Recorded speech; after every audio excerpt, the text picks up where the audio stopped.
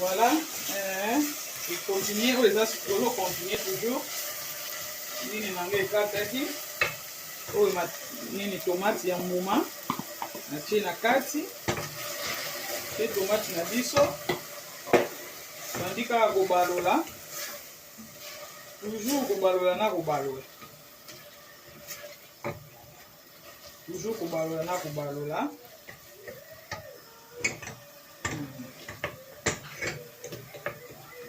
Faut ozala patient. Faut tant boye ezo kalingama. Esengeli nini matungulu ane toka bien elemba bien. Faut ezala ngungu na monoko te. Avant ya kotia aubergine. Faut matungulu elemba liboso. Comme ça, le temps que ezo sala boye, tokozwa mwa mbisi na biso ya kokauka, tobwaki na kati.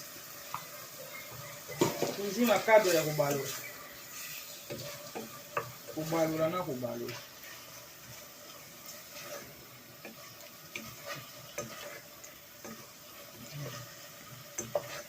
Toujours balola toujours.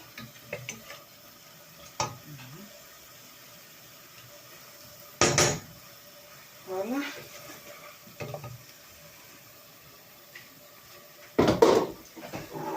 Après, on va bicarbonate na biso.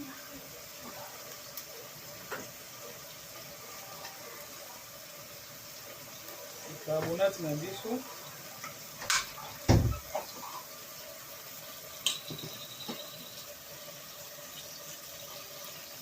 Yambo ya kotia ail ya poudre na kotia ail yango yo na sina tiaki awa na tie ail yango na mopanzi oyo eza saisonite fish saisonite avant ya kotia yango tokotia na bicarbonate liboso na biloko tozali kokalinga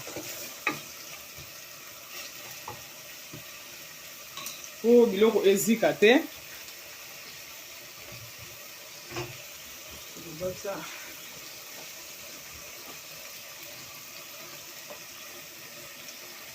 Moi, oui, mon frère.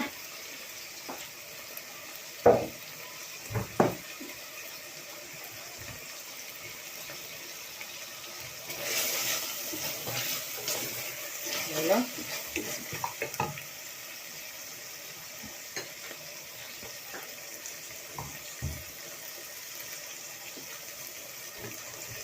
Bicarbonate mwa moke ezala ebele te yango oyo kotia na kati moke kaka moke tobandi kobalola na bicarbonate kaka ndenge eza boye. Après tozwi biloko na biso oyo totie ail na saisonite fish saisonite. Yeah. Après ozwi aubergine na concombre obwaki na kati obwaka kobanda kobalola eza kobalola kaka na cadre ya kobalolaka kaka vraiment.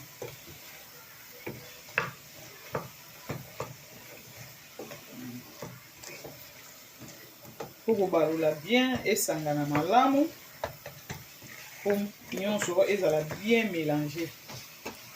Eza nango simple facile à faire mais oyoka na monoko différence ya goût elambeli eza nango mpe kaka basorte ebele eloko moko okolamba ngo na bafaçon ebele ntango toza basi il faut oyeba kaka batechnique po eloko ezala ebimaka eloko moko wana mebimi na goût mosusu.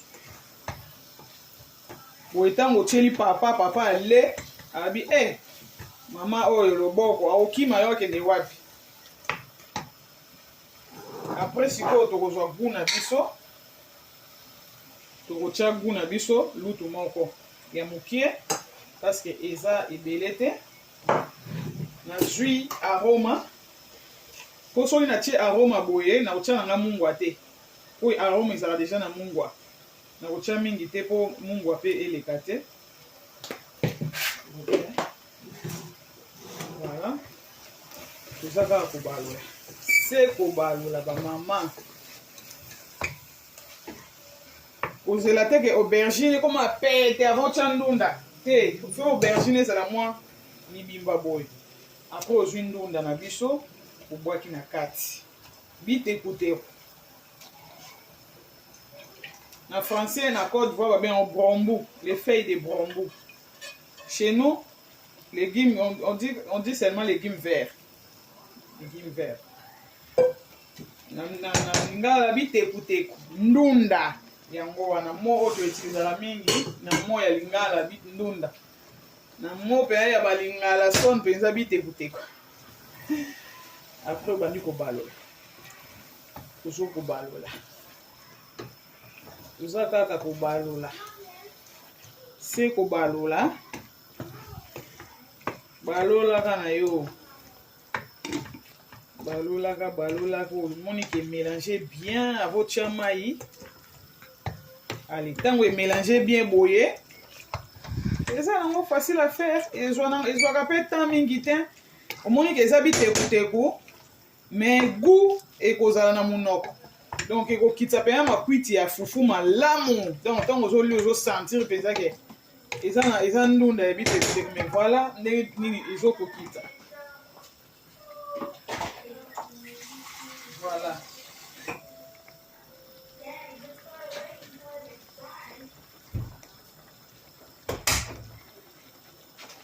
après nazwi mai na biso nazotia mpo ezika te nakokaki mpe kotika boye mai wana ebotama mpona yeba kobakisa mai me nazotia mpo talaka banzungu banzungu mosusu ezikisaka biloko fo kokeba tiaka sani moko boye ya mai ekoki mai mpe ezala ebele te ekobota nango su mai kaka na mwa mai oyo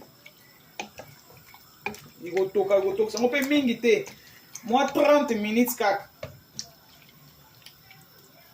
bon voilà nalingaki kaka nalakisa na biso